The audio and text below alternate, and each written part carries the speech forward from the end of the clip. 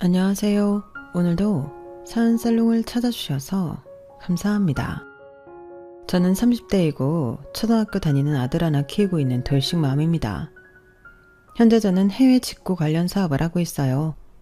남편과 결혼하기 전부터 사업을 하고 있었어요. 그리고 전 남편과는 작년에 이혼했는데 결혼 생활은 9년 정도 했었죠. 제가 이렇게 사연을 보내게 된 이유는 제가 9년 동안 너무 힘들게 살았기 때문이에요. 누가 고생 한번 오지게 해보라고 시킨 결혼도 아닌데 고른다고 나름 고른 남자가 진짜 최악의 남자였더라고요. 저도 한때는 행복한 꿈을 꾸며 결혼한 여자였거든요. 전 남편은 아는 언니의 소개로 만났고 대화가 잘 통해 2년 정도 연애를 했는데 연애하는 동안은 정말이지 아무 문제도 없었어요. 2년을 만나는 동안 사소한 다툼도 없었다고 하면 믿으실 수 있으실까요? 그만큼 전 남편은 전적으로 저에게 맞추는 사람이었는데 그렇다 보니 이런 남자라면 결혼해도 행복하게 살 수 있을 거라는 확신을 갖게 되었어요. 제가 그때도 지금보다는 규모가 훨씬 작았지만 사업을 하고 있었거든요. 그리고 전 남편은 평범하게 회사에 다니고 있었는데요. 바쁜 건 제가 좀 더 바빴고 버리는 그 사람이 더 나았죠. 그래서 어찌 보면 그 사람 입장에서는 제가 하는 일이 가성비 떨어지는 일이라고 생각할 수 있는데 그래도 제가 제 일을 좋아하니까 존중해줬어요. 그렇게 남들 하듯 어느 연인처럼 같이 있으면 좋고 헤어질 때는 아쉬운 그런 연애를 했는데 결혼을 결심할 때도 홀어머니가 계시다는 것 외에는 특이한 점도 없었어요. 홀어머니라고 해도 당시 50대로 연세가 많은 편도 아니었고 18평 작은 빌라긴 했어도 당신 명의의 집도 갖고 계셔서 아들 덕을 바라는 분도 아니었는데 제가 결혼 허락을 받으러 집에 갔을 때도 시어머니는 똑소리가 나는 분이셨죠.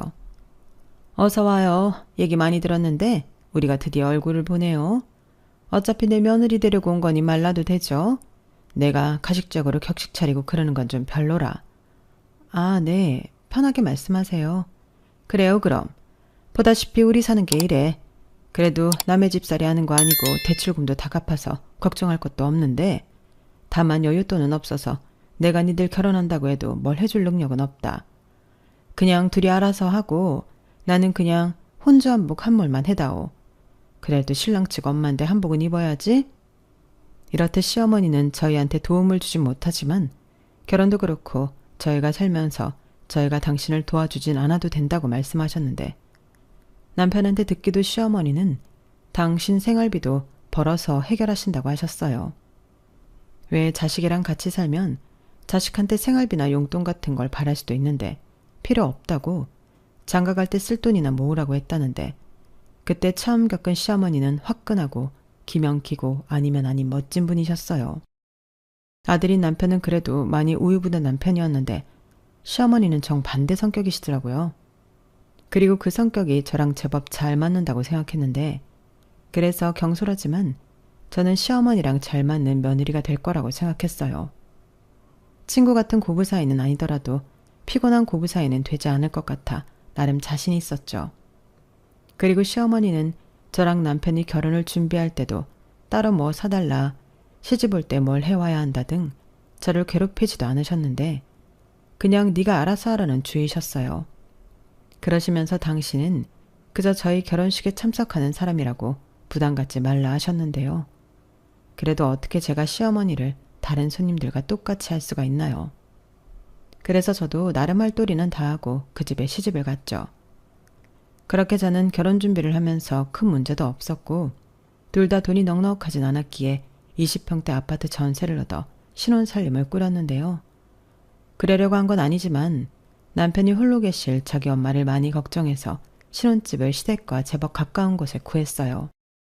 아무래도 둘이 살다 엄마 혼자 살아야 하는 거잖아. 물론 우리 엄마가 건강이 안 좋거나 그런 건 아니지만 그래도 혼자 계시다 도움이 필요할 수도 있으니 당분간은 가까운 곳에 우리가 있었으면 좋겠어.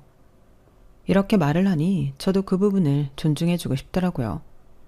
저는 시집 오기 전부터 월세긴 했지만 원룸에 혼자 살아서 굳이 친정과 가까이 살고 싶은 마음은 없었는데 남편은 그럴 수 있다고 이해했어요. 다만 처음엔 이 정도일 줄은 상상도 하지 못했는데 남편이 자기 엄마 걱정하는 마음이 생각보다 커서 순간순간 당황하긴 했었죠. 주말이면 점심이든 저녁이든 자기 집에 가서 시어머니와 밥을 먹고 싶어 했는데 그때도 제 눈치를 엄청 보더라고요. 사실 그럴 필요도 없었는데 저는 더 괜찮다는 듯 시어머니를 챙기려고 했고 그게 남편의 고단수 수법이라는 건 아주 나중에 깨닫게 되었죠. 그리고 돌이켜보면 주변에서 이럴까봐 저에게 힌트도 많이 줬는데 저는 멍청하게 그걸 알아차리지 못했어요. 친구고 아는 사장님이고 주변에서는 저더러 첫 단추를 잘못 깨면 골치 아프다고 시댁에 가는 건 자제하는 게 좋겠다고 했는데 저는 그런 부분에선 시어머니와 문제가 될 일이 없다고 생각해 대수롭지 않게 생각했어요. 그리고 저랑 결혼해서 제 남편이지만 그 이전엔 시어머니 아들이니 남편이 시어머니를 챙기려 하는 건 어쩌면 당연하다고 생각했는데요. 하지만 시간이 지나니 이게 아니라는 걸 깨닫게 되었죠. 그게 제가 생각한 수준이 아니더라고요. 어쩐지 남편은 저랑 같이 살아도 자기 엄마한테 많이 의지하는 것 같았는데 그걸 인지하기까지는 시간이 많이 걸렸어요. 제가 결혼하고 일이 많이 바빠져서 정신이 없었거든요. 그렇다고 제 남편이 마마보이 그런 것도 아니었는데 만약 그랬다면 9년씩이나 같이 살지 않았겠죠. 그리고 다시 제 변명을 좀 하자면 사업하는 입장에서 물 들어올 때 노를 져야 한다고 사업이 잘 풀릴 때 더 빡시게 일을 했는데 그땐 시어머니가 바쁜 며느리 도와주신다고만 생각했어요. 훗날 이게 스트레스가 될 줄은 정말 몰랐죠. 아가, 내가 네 집에 밑반찬이랑 김치 좀 새로 담가서 갖다 놨다. 그리고 네가 많이 바쁘긴 한지 청소도 안 돼서 엉망이라 내가 청소 좀 했고 빨래도 너무 쌓여서 내가 세탁기 돌려 널어놨어. 아무리 바빠도 여자가 자기 살림에 소홀히 하면 안 돼. 아, 네, 감사합니다. 제가 요즘 정말 눈코 뜰 새 없이 바빠서. 미리 알려주셨으면 좀 치우고 나오는 건데요. 죄송해요. 다음에는 미리 연락 주시면 주의하겠습니다. 주의는 무슨? 그럼 내가 온다고 할 때만 하려고? 그러지 말고 네가 좀 더 부지런을 떨어. 나도 일하면서 살림하고 애 키워봐서 아는데 다 할 수 있는 거다. 네. 이렇듯 시어머니는 저를 도와주시러 오셨다가 그 건수로 저에게 잔소리를 하셨는데 어차피 제가 좋아하는 반찬이 아닌 당신 아들이 좋아하는 반찬만 한가득 가져오시는 거지만 저는 싫은 내색을 하진 않았어요. 어찌됐든 신경을 써주신 호의가 있으니 그저 감사하다고만 할 뿐이었는데요. 속마음은 부담스러웠죠.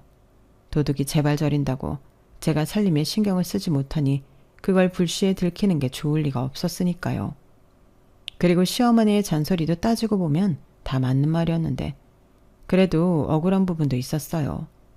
사업하는 입장에서 살림과 사업을 병행한다는 게 생각처럼 쉽지가 않거든요.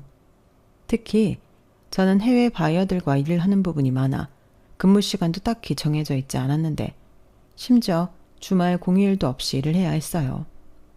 거기에 해외 각지 예측 불가능한 천재지변과 명절 연휴까지 변수도 많았는데 저는 이동 중에도 고객 응대나 대응을 해야 할 때도 많았죠. 그렇게 일하는 저인데 시어머니가 제 사정을 알 리가 없잖아요. 그렇다고 그걸 알아달라고 제가 설명하는 것도 모양새가 우습고 그래서 그저 죄송하다 감사하다 이런 말로 그런 상황을 넘겼는데 그때도 말만 하지 않고 수고비라고 하면 좀 그렇지만 감사한 마음에 용돈도 챙겨드리고 그랬죠. 그 후로 시어머니는 용돈 때문인 건지 더 재미가 들려 저희 집에 자주 오셨는데요. 그때 남편이 많이 좋아하더군요. 그리고 농담인지 뭔지 이렇게 살 바엔 자기 엄마랑 같이 사는 게 낫겠다며 정신 나간 소리도 했었는데 무슨 좁아 터진 전셋집에서 시어머니를 모시고 살겠다는 건지 제가 펄쩍대며 그딴 소리 하려면 자기가 다시 어머니 집에 가서 살아 라고 하니까 그때는 그냥 웃으며 농담이라고 하더군요. 농담은 개뿔 하나도 재미있지 않았는데 시어머니 정색하며 내가 왜 니들이랑 같이 사냐? 나는 지금이 좋다. 얼마나 편하고 좋은데? 라고 하셨고 그 말을 듣고 저는 내심 다른 건 몰라도 시어머니와 그 부분에 대해서는 잘 맞아 천만다행이라고 생각했어요. 그렇게 결혼하고 1년이 조금 넘어 저는 예정이 없긴 했지만 임신을 하게 되었는데요. 시어머니는 일을 줄이고 조심하라고 하셨지만 차마 그럴 수는 없었어요. 당시에는 직원도 따로 없어서 하나부터 10까지 제 손으로 전부 해야만 일이 진행이 됐는데 임신했다고 쉴 수는 없었죠.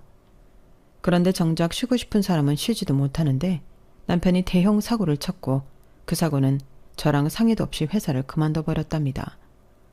저는 남편의 갑작스러운 퇴사 소식에 당황해서 화를 냈어요. 그렇잖아요. 저는 아이 때문에 예전만큼 벌 수도 없을 텐데 남편이 말도 없이 퇴사를 해버렸으니 당장 아이 낳고 먹고 살 걱정을 해야만 했으니까요. 하지만 남편은 다 자기를 위해서 그랬어. 자기 혼자 일하기 힘들잖아. 나도 이참에 자기 하는 일 배워서 같이 하면 좋지. 내가 버는 월급보다 자기가 버는 수입이 훨씬 높은데 올인을 하려면 여기에 올인하는 게 맞지. 안 그래? 라고 말하며 자기도 다 생각이 있어 사표를 냈다고 했는데요. 가뜩이나 임신해서 예민한데 그때부터 남편이 마음에 안 들기 시작했어요. 그래도 이미 엎어진 물이었고 냈다는 사표는 수고해 올 수 없으니 그대로 수리가 되었는데 그 뒤로는 좋든 싫든 남편이랑 제 일을 같이 해야만 했어요.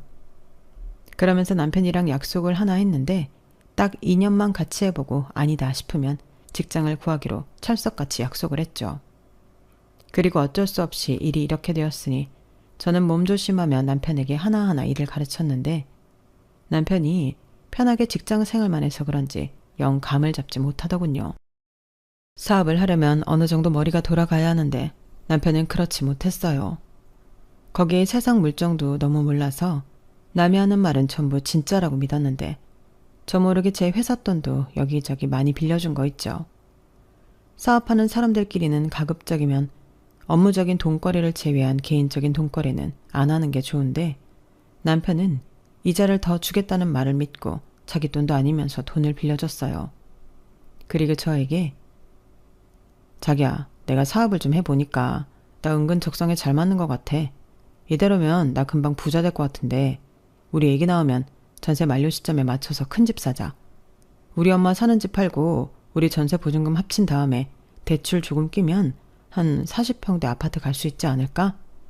라며 또 말도 안 되는 소리를 자신만만하게 했는데 저는 대답 대신 한숨을 쉬었죠.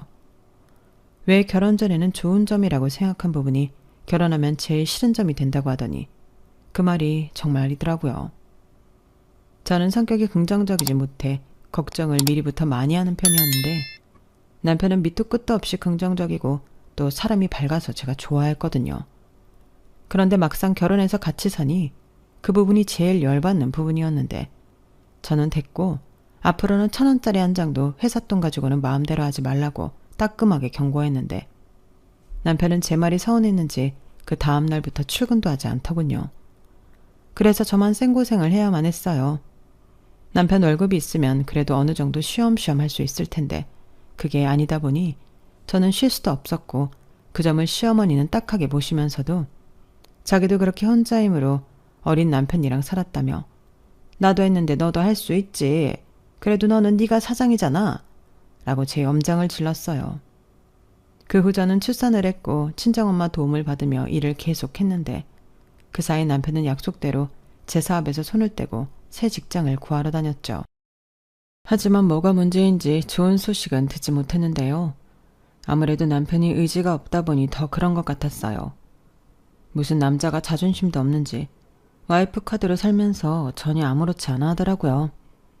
그렇다고 제가 너무 바쁘니 바가지 긁을 시간도 없었는데 그때부터 자연스럽게 저는 돈을 벌고 남편은 아이 보고 집에서 살림을 하게 되었죠. 어찌 보면 저희 집은 그렇게 사는 게 맞았을 수도 있어요.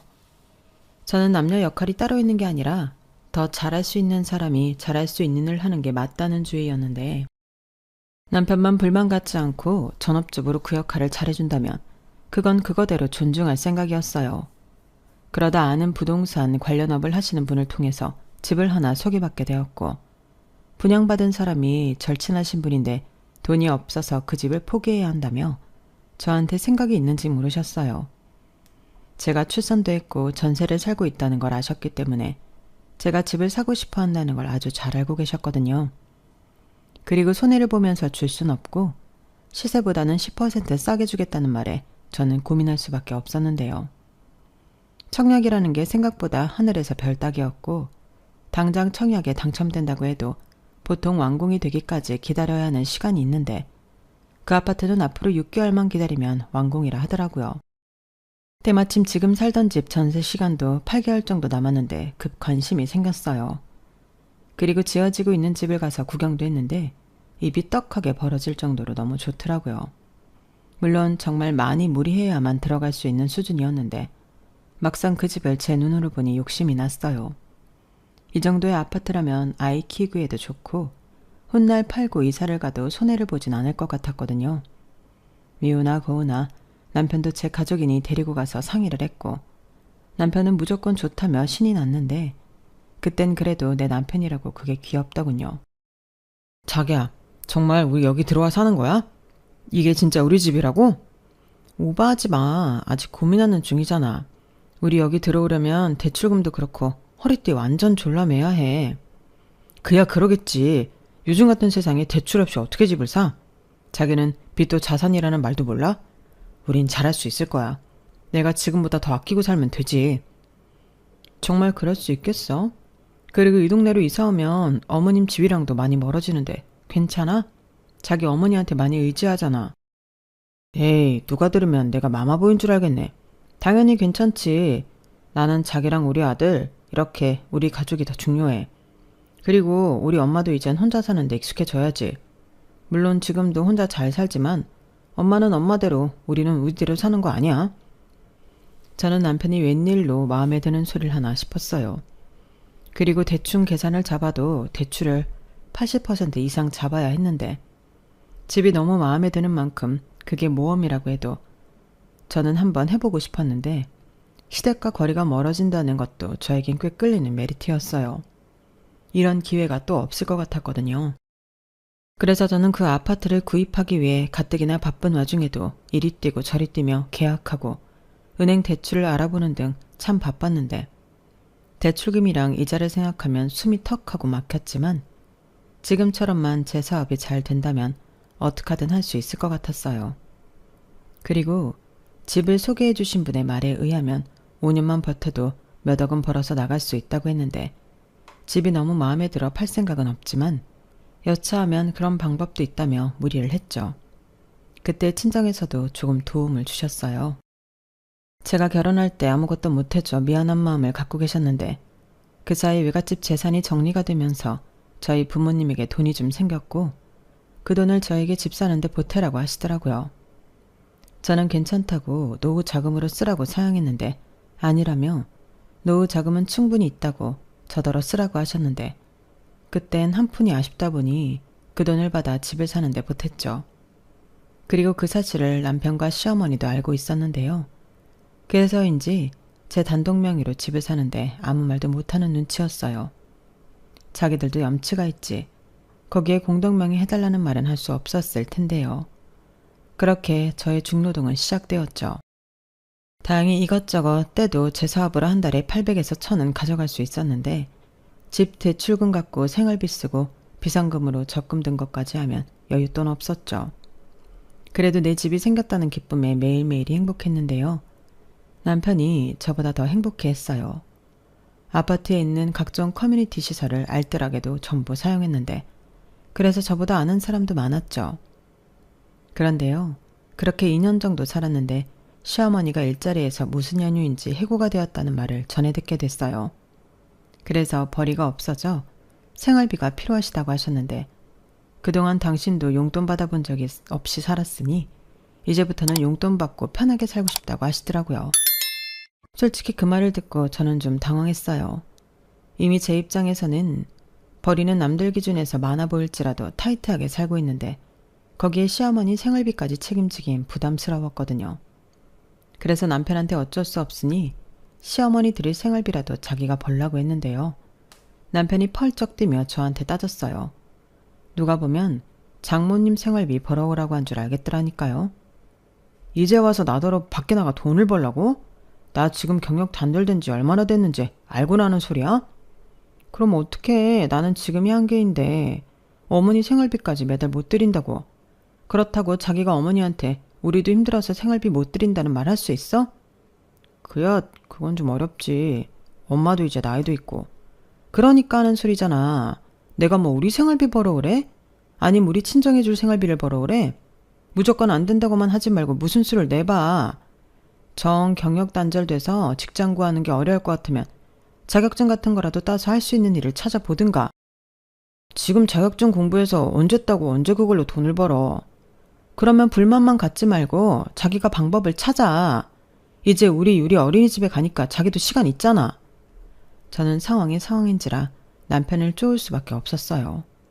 그리고 남편도 자기 엄마 생활비라 외면할 수도 없는지 몇 날 며칠 머리를 싸매고 뭘 찾아보는지 손에서 핸드폰을 내려놓을 줄 몰랐는데 제가 뭐 하냐고 물으면 방법을 찾고 있는 중이라고 짜증을 부리더군요. 저는 그래서 그냥 남편 스스로 움직일 때까지 기다렸어요. 제가 아무리 생각해도 남편이 뭘 하든 나가서 벌어야만 되는 상황이었고 제가 옆에서 뭐라고 하면 더 하기 싫을 테니 스스로 어쩔 수 없다는 걸 인정하고 구직 활동을 하길 바라고 있었죠. 그런데 하라는 구직 활동은 하지 않고 남편은 좋지도 않은 머리를 굴려 제 뒤통수를 치려 했는데 그새 또 시어머니를 모시고 살자는 겁니다. 같이 생활하면 생활비도 따로 줄 필요 없고 우리 집안 살림도 엄마가 다 해줄 거라며 무슨 대단한 아이디어라도 낸 듯 혼자 신나서 주둥이를 나불거렸는데 진짜 싫었어요. 기껏 방법을 찾는다는 게 어머님이랑 합갑을 하자고? 그래, 내가 아무리 생각해도 그것만한 게 없어. 같이 살면 생활비야 지금보다 조금 더 들긴 하겠지만 그 정도는 당신이 커버할 수 있잖아. 게다가 우리 엄마 이제 일도 안 하면 적적할 테고 겸사겸사 효도도 하면 좋지. 좋기는 뭐가 좋다는 거야. 그럼 나더러 힘들게 일하고 들어와서 시집살이를 하라고? 무슨 우리 엄마가 시집살이를 시키냐? 우리 엄마 그런 사람 아니야. 그건 자기도 잘 알면서. 그리고 내가 일을 하기 싫어서 하는 소리가 아니고 현실적으로 생각하면 그렇다는 거지. 조금 더 가능성 있는 걸 얘기하는 거야. 가능성 얘기하지 말고 노력이라는 걸 하고 말해. 자기 어디 이력서라도 넣어봤어? 넣어봤자라니까. 자기는 내가 이력서 놓고 떨어져서 자존감 떨어지는 걸 보고 싶어 그러냐? 내가 아무리 지급은 전업을 하고 있어도 나도 가장이고 남자야. 돈 좀 번다고 사람 무시하면 안 되지. 가장 좋아하네. 저는 남편의 말에 어이가 없어 코웃음이 났어요. 언제부터 돈도 안 버는 남자가 집안의 가장이었죠? 저는 지금껏 제가 저희 집 가장이라고 생각하고 살았는데 남편 말을 들으니 뭔가 억울한 마음이 들었어요. 그럼 도대체 이 사람은 저를 이 집에서 어떤 존재라고 생각하고 살았을까요? 그리고 그 일로 남편과 실랑이를 하며 사이가 멀어지기 시작했는데 남편은 자기 엄마는 좋은 사람인데 제가 이유도 없이 자기 엄마를 나쁜 시어머니로 만들어 합가를 거부한다고 말도 안 되는 주장을 했어요. 물론 그때까진 시어머니가 나쁜 사람이라고 생각한 적은 없었는데 내 부모도 불편한데 시어머니랑 같이 사는 건 너무 불편한 일이었어요. 그래서 저는 처음부터 끝까지 이제는 남편이 적더라도 돈벌이를 하는 게 좋다는 생각이었는데요. 이 남자는 도대체 뭐가 그렇게 무서운 건지 도통 일자리를 구할 생각이 없더군요. 막말로 자기 엄마 생활비인데 막노동이라도 해야죠. 저는 그 말이 목구멍 끝까지 올라왔지만 그래도 내 남편이라고 기죽이긴 싫어서 그 소리까지는 안 했는데 답답했죠. 그래도 저 역시 합가는 할 수 없다는 입장이었고 시어머니도 그건 저랑 같은 생각일 거라 믿었는데 시어머니도 은근 저희와 같이 살고 싶다고 하시더군요. 분명 예전에는 펄쩍 뛰면서 싫다고 하셨는데 저희가 이사를 해서 그런지 그때와는 180도 달라졌어요. 남편은 자기 엄마가 일자리도 잃고 마음이 많이 약해져서 아들 며느리한테 의지하고 싶어 하는 거라고 하는데 그래도 합가는 내키지 않더라고요. 합가라는 게 일단 한번 하면 다시 분가하기 힘들 것 같았거든요. 하지만 남편은 자기도 참 이기적이야. 자기는 맨날 바빠서 집에서는 잠만 자는데 우리 엄마가 와 있는데 그렇게 싫어? 우리 엄마가 자기한테 뭘 그렇게 불편하게 하는데? 라고 말하며 계속 저를 나쁜 며느리로 몰아갔는데 그때는 이 남자가 미쳤나 싶었어요.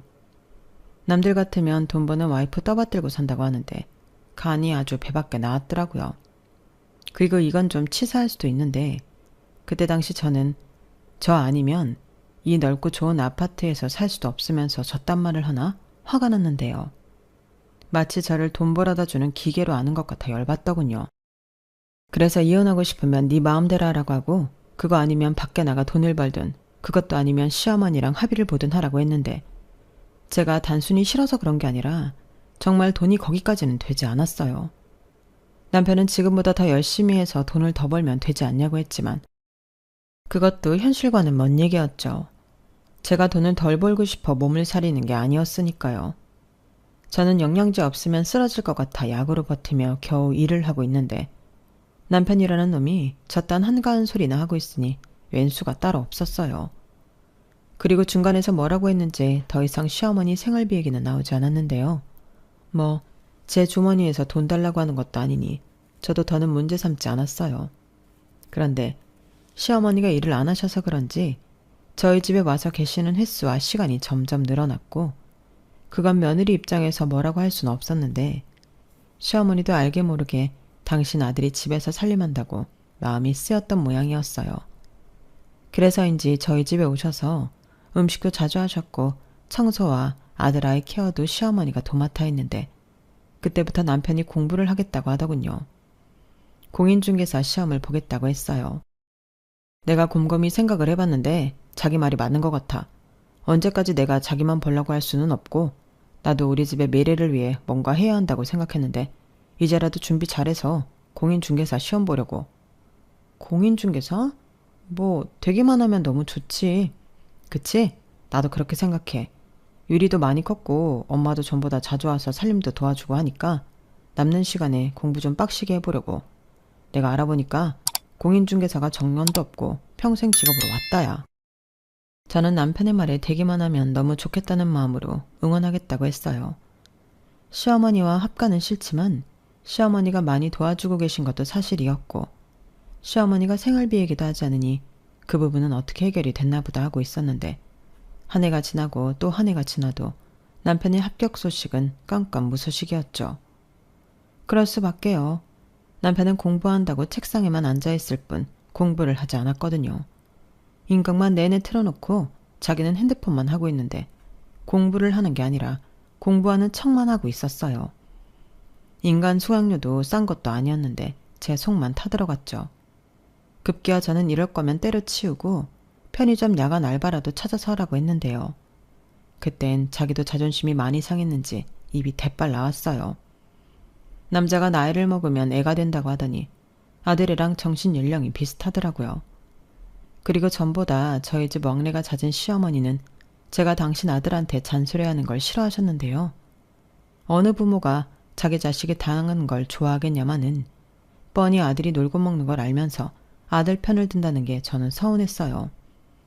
적어도 제 편은 아니어도 좋으니 아들 편만큼은 들지 마셨으면 좋겠다고 생각했는데 팔은 안으로 굽는다고 저희 시어머니도 어쩔 수 없는 시자였죠.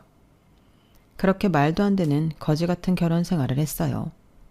이쯤 얘기하면 그딴 남편 진작에 버렸어야지 왜 끼고 살아서 그 고생을 하냐고 생각하시겠지만 아이가 있으니 그것도 쉽게 결정할 수는 없었죠. 한심한 남편은 맞았지만 바쁜 엄마 대신 아이한테는 친구 같고 다정한 아빠였거든요. 그리고 제 속도 모르고 아파트 단지 여자들은 남편이 너무 성격이 좋다며 저더러 부럽다고 했는데요. 저는 제 귀를 의심했죠.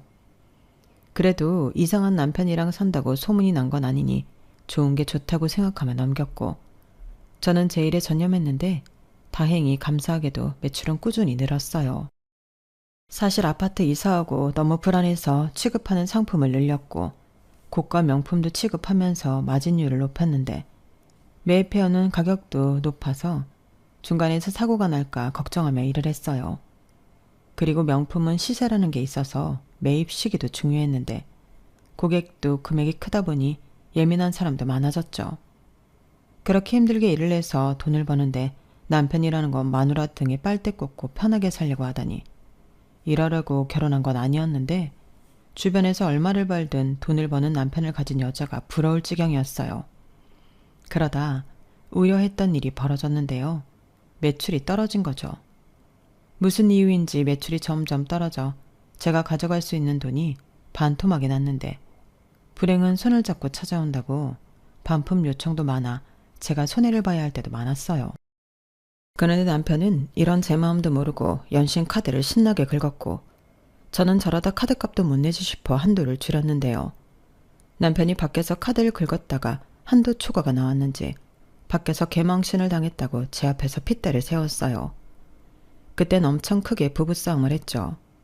얼마나 크게 싸웠냐면 이혼 문턱까지 갔었는데 그때가 제가 진짜 이혼하기 1년 전이었어요. 그리고 이젠 제가 포기했을 거라고 생각한 시어머니 합가 얘기가 또 나왔는데요. 너는 항상 그런 식이야. 여기가 네가 대장이야? 네가 싫으면 다 안 되고 네가 좋은 것만 해야 해? 우리 엄마 모시는 문제도 그래. 너는 며느리 도리라는 것도 모르냐? 도리? 지금 내 앞에서 도리 타령하는 거야? 그럼 놀고 먹는 남편은 도리를 참 잘하는 남편이다. 예전에는 애가 어리니까 그래. 100번 양보해서 그럴 수 있다 치자. 근데 지금은 뭐야? 자기가 무슨 돈 많은 백수인 줄 아는 거야? 내가 밖에서 얼마나 힘든 줄 알아? 그래, 너 잘났다. 그래서 내가 그 사업 같이 하자고 했는데 네가 나한테 하지 말라며. 네 무덤 네가 파놓고 왜 이제 와서 그래? 뭐라고? 정말 남편이라는 게 말 그렇게밖에 못하냐? 나 같으면 힘들게 일하는 마누라 보기 미안해서 이렇게 안 한다. 저는 싸우는 도중 서름이 북받쳐 눈물을 흘리고 말았어요. 남편과 살면서 크게 감동받아본 적도 없고 남편 때문에 울어본 게 그때가 처음이었는데 남편은 눈 하나 깜짝하지 않더라고요. 그때 알았죠. 내가 그동안 헛고생만 했다는 것을요. 하지만 하나 있는 아들만큼은 부족함 없이 키우고 싶었고 아빠 없는 애로 살게 하고 싶지는 않았는데 그래서 남편이 아닌 내 아이의 아빠로만 생각하고 지내던 어느 날 시어머니가 또 저희 집에 오셔서는 이젠 아예 갈 생각도 하지 않았어요. 하루 이틀 3일 급기야 일주일이 되어가는데 시어머니가 돌아갈 생각을 하지 않으시더라고요. 그래서 집에 무슨 문제라도 있으시냐고 제가 물었는데 도끼 눈을 뜨고는 시어머니가 이렇게 말씀하셨죠. 내 집에는 일이 없는데 네 집에는 일이 많잖아. 네가 그렇게 나만 없으면 내 아들을 쥐잡듯 잡는다며? 네? 어머니, 그이가 그래요? 제가 자기를 잡는다고? 어쩜 어머니는 같은 여자면서 제 입장은 헤아려 주지 않으세요? 어머니 아들 저랑 결혼하고 직장 생활한 시간보다 놀고 먹은 시간이 훨씬 길어요. 그 사이 저는 혼자 뼈 빠지게 일했고 그렇게 번 돈 어머니 아들은 펑펑 쓰고 있었다고요. 그런데 제가 싫은 소리도 못하고 살아요? 해도 정도가 있지. 네가 그렇게 네 서방기를 팍 꺾어놓고 살면 제가 어딜 가서 무슨 일을 하겠니? 내 아들이 네가 아는 것처럼 그렇게 한심한 인간이 아니야. 뭐라도 할 수 있는 앤데 네가 내 아들을 망쳐놓은 거지? 어머니, 어머니가 그렇게 말씀하시면 저 서운해요. 제가 뭘요? 됐다. 나는 네가 내 생활비 문제로 내 아들한테 뭐라고 했을 때부터 너는 글렀다고 생각했다. 이제 다 필요 없고 나 집 팔아서 더 갈 곳도 없으니 넌 쓰는 안방 내놔라. 네? 집을 팔아요? 아니 지금 그게 무슨 말씀이세요? 무슨 말씀이긴 말 그대로야. 집 팔았어. 내가 생활비를 어디서 썼겠니? 대출 받아 썼고 그거 갚으려고 집 팔았다. 나 이제 집도 절도 돈도 없어. 그럼 어떡하니? 여기서 살 수밖에. 그리고 엄연하게 내가 제일 어른인데 안방은 내가 쓰는 게 맞지. 안 그러니? 저는 시어머니 말에 놀라서 뒤로 자빠질 지경이었어요. 아니 이 사람들은 왜 상의라는 걸 하지도 않고 자기들 멋대로 사고를 치고 저에게 빌붙는 걸까요? 그리고 저는 시어머니의 안방 내놓으라는 말에 이성의 끈이 뚝 끊어져 버렸는데요. 이 인간들이 무슨 자격으로 저러는 건지 천불이 올라왔어요. 그래서 다 필요 없으니 내 집에서 둘이 사이좋게 나가라고 소리쳤는데 아이는 울고 남편은 어른 앞에서 무슨 말버릇이냐고 적반하장으로 나왔죠. 그러자 이번에도 시어머니는 자기는 못 나간다고 정 자기를 내보내고 싶으면 그동안 자기가 저희 집에서 일해준 값을 달라고 했는데요. 저더러 5천만 원을 내놓으라고 하셨어요. 5천만 원이요? 그래, 벌써 세월이 몇 년이냐? 그 사이 물가도 많이 올랐고 네가 방금 그랬잖아. 네 집이라고. 그러니 집주인이 네가 나한테 수고비를 줘야지. 그 돈 주면 내가 순순하게 이 집에서 나가주마. 진짜 도둑이 따로 없네. 제가 언제 어머니더러 저희 집 와서 일해달라고 했어요. 그리고 저 그때마다 용돈 드렸는데요. 오히려 여기에서 제 허락도 없이 숙박을 하셨으니 숙박비를 내셔야죠. 뭐야? 너는 어떻게 된 애가 하나부터 10까지 돈돈돈거리냐? 그러니까 내 아들이 너한테 질른다고 하는 거야. 엄마, 그 얘기를 여기서 왜 해? 그리고 너도 그렇다. 우리 엄마가 집까지 팔고 왔다고 하는데 꼭 이렇게까지 해야 해? 집도 절도 없는 우리 엄마를 내쫓겠다고? 왜 어머니만 얘기해? 당신도 나가. 내가 분명히 말했지. 합가는 내 사전에 없다고. 진짜 너무한다. 상황이 이런데 끝까지 이럴 거야? 그냥 자기가 양보해. 이렇게 된 이상 우리가 엄마 모시고 살 수밖에 없잖아. 집 넓은데 뭐가 문제야? 그래서 나더러 정말 앙빵을 내놓으라고? 그러면 뭐 어디서 큰일이라도 나니? 어차피 잠만 자는 방 어디든 상관없지. 맞아, 상관없지. 그 입 다물어. 네가 말하는 것처럼 나는 잠만 자는 이 집 유지하려고 내가 얼마나 쇠가 빠지게 일하는 줄 알아? 다 필요 없으니까 나가. 나가서 너나 네 엄마 실컷 모셔. 저는 순간 눈이 뒤집혀 남편한테 닥치는 대로 물건을 집어 던졌어요. 자기들이 이렇게 나오면 제가 순순하게 합가를 할 거라고 생각한 건지 너무 화가 나더라고요. 그래서 미친 여자처럼 남편에게 달려들었고 말리는 시어머니까지 싸잡아 현관 밖으로 밀어냈는데 저도 어디서 그런 괴력이 나왔는지 신기할 정도였어요. 그리고 저는 도어락 건전지를 서둘러 뺐는데 도어락이 먹통이 되니 문을 두드리고 발로 차고 밖에서는 난리가 났어요. 덕분에 이웃집에서 경찰에 신고가 들어갔는지 경찰이 출동했고 저까지 경찰 앞에서 구질구질한 가정사를 얘기할 수밖에 없었죠. 경찰은 그저 가족끼리니 원만하게 해결하라고 하더군요. 원만한 개뿔. 그게 될 것 같으면 이렇게도 하지 않았는데 저는 이런 인간들이랑은 더는 가족으로 함께할 수 없다고 생각했죠. 그래서 뒤도 돌아보지 않고 변호사 사서 이혼 소송 진행했는데요. 집도 부동산에 내놨어요. 어차피 제 명이라 팔아도 몽땅 제 것이었는데 어디서 제가 집 내놨다는 소리를 들었는지 남편이 개망나니처럼 난리를 쳤는데 자기는 무조건 이혼할 수 없다고 버티더군요. 하지만 지가 버텨왔자였어요.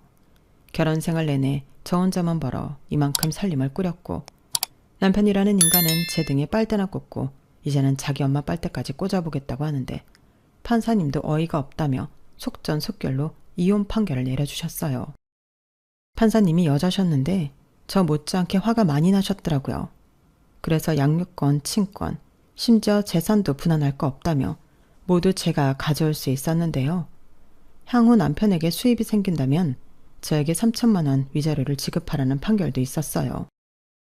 남편이라는 사람이 가정에 기여한 게 없으니 나눌 것도 없고 오히려 고생만 한 제가 위자료와 양육비를 받아야 한다는 판결이었죠. 다만 제가 친권을 요구했기 때문에 양육비 없이 위자료만 받기로 했는데 그것도 어디까지나 그 인간한테 돈이 있어야 받을 수 있는 돈이죠. 그래도 저는 속이 시원했어요. 사실 이렇게 판결이 날 거라는 거 잘 알고 있었지만 그 인간과 그 인간 엄마가 억울하다고 뒤집어지는 걸 보니 실감이 났는데 그 후 저는 최대한 빨리 주변 정리를 했죠. 그때는 친정 도움을 받을 수밖에 없었는데 딸이 그렇게 사는 줄도 모르고 있다 날벼락을 맞았고 저희 아빠는 너무 화가 난 나머지 남편에게 전화해 불러다 멱살까지 맞았다고 하는데 너 어차피 돈 필요하니 좀 맞고 깽값 받아가라며 바닥에 패대기까지 치셨다고 하더라고요. 그리고 정말 깽값이라며 지갑에 있던 현금을 모두 꺼내 그놈 면상에 던져버렸다고 했는데 다시는 저랑 제 아들 앞에 나타나지 말라고 하셨답니다. 그때 그 인간 자존심이 많이 상했는지 엄한 바닥에 주먹질을 하며 괴성을 질렀다고 했는데 그놈도 인생의 쓴맛을 느껴야죠. 언제까지나 돈 버는 마누라 그늘에서 편하게 살 수는 없잖아요. 그리고 저는 아이 성도 바꿀 수 있다며 아이 핑계로 연락하지 말라고 문자까지 보내놨는데 그 인간 엄마가 알겠다며 사라질 테니 딱 1억만 해달라고 하더라고요. 뻔뻔해도 이렇게 뻔뻔할 수가 있다니. 저는 1억을 해줄 게 아니라 위자료를 받아야 하는 사람이라며 당연히 그 말을 무시했는데 아마도 시어머니는 제가 살던 아파트를 팔아 돈을 제법 벌었다는 걸 어디서 주워들은 것 같았어요. 실제로 저는 집을 팔아 2배 가까이 차익을 봤는데 세금을 많이 내야 했지만 기쁜 마음으로 집을 팔고 아들과 좀 작은 평수긴 했지만 2층짜리 주택으로 리모델링해서 들어갔어요. 2층엔 제가 일하는 사무실을 이전해 왔고 1층은 아들과 사는 가정집으로 꾸몄는데 아이 때문에 친정 도움을 받아야 할 것 같아 친정이 있는 동네로 집을 구했어요. 그리고 다행히 아이도 크게 동요하지 않고 엄마 아빠의 이혼을 받아들였는데 아이 앞에선 저도 어쩔 수 없는 미안한 엄마였죠. 아빠 자리만큼은 지켜주자고 생각했는데 그게 안 됐으니까요.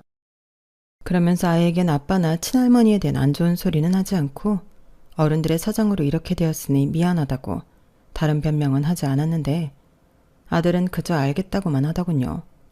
아들이 아직 어린 나이기도 하고 아이가 완전히 부모의 이혼을 받아들이기까지 시간이 필요하다고 생각했어요. 그건 지금도 마찬가지인데요.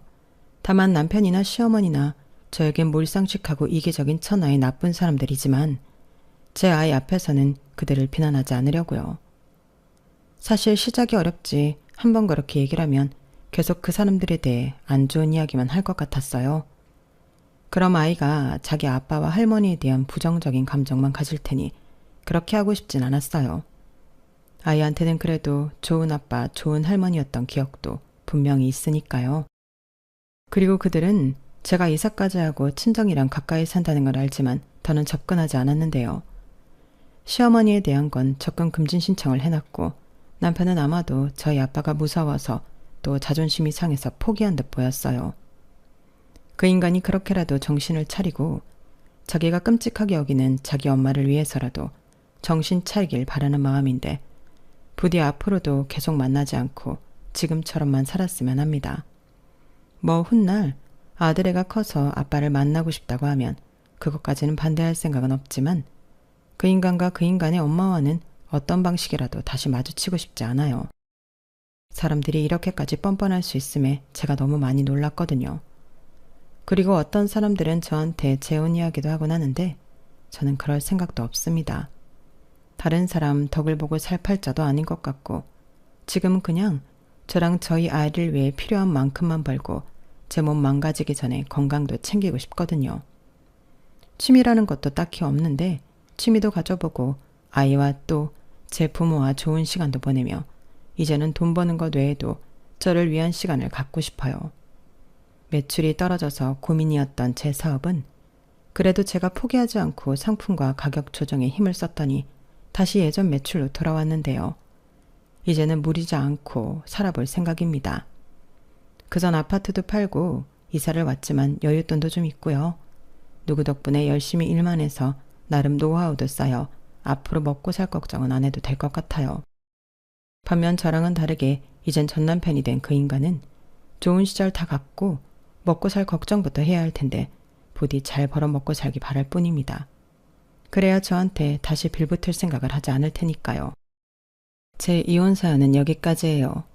결혼 생활이라고 되돌아보면 추억이라고 할 것도 없는 최악이었는데 덕분에 열심히 살았으니 앞으로는 아이와 많은 추억을 만들며 살아갈 생각입니다. 아빠의 자리도 제가 그 누구보다 멋지게 채우려고요.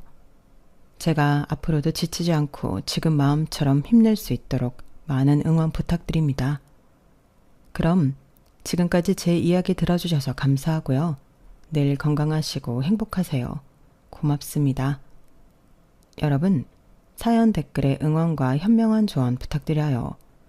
좋아요와 구독은 저에게 큰 힘이 됩니다. 오늘도 좋은 일 가득하세요.